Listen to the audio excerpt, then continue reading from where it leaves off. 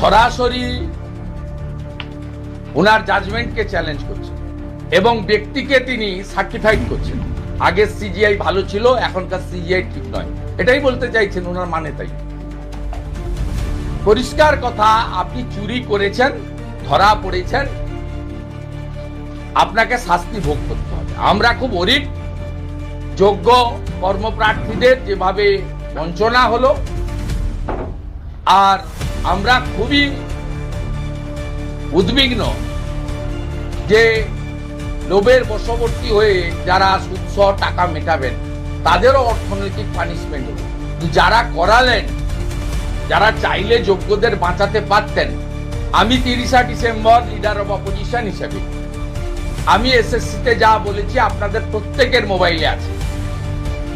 আমার সঙ্গে এমএলএ অরূপ দাস আছেন, তিনি সেদিনও ছিলেন, তিনি পেশায় একজন প্রধান শিক্ষক, রিটায়ার করেছেন।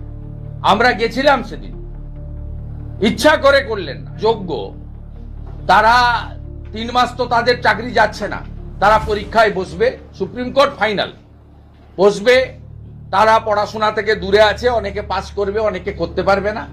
যারা করতে পারবে না 3 মাসের পর থেকে আপনি যতদিন মুখ্যমন্ত্রী থাকবেন, আপনি যেভাবে চ্যানেল 10 আর তারা বাংলা চিটফান্ড বন্ধ হওয়ার পরে পেমেন্ট দিয়েছিলেন চিফ মিনিস্টার রিলিফ ফান্ড থেকে, এদেরও দিন। 26-এ বিজেপি আসবে, আমরা যোগ্যদের তালিকা বের করে সেই তালিকা নিয়ে সুপ্রিম কোর্টে যাব, রিভিশন পিটিশন করব।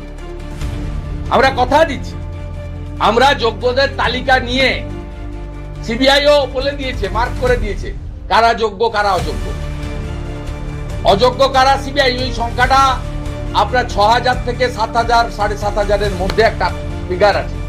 বাকি কিন্তু সব যোগ্য। এটা অভিজিৎ গাঙ্গুলির ইনিশিয়াল জাজমেন্টেও আছে, সিবিআই যে রিপোর্টগুলো দিয়েছে তাতেও কিন্তু তারা একই কথা বলা হয়েছে, যেহেতু রাজ্য সরকার বা এসএসসি সেগ্রিগেট করলো না, সেই কারণে সবার উপরে করলো। কারণ আইন কখনো কাগজ ছাড়া, ডকুমেন্ট ছাড়া হয় না, তাই বাধ্য হয়েছেন সিজিআই।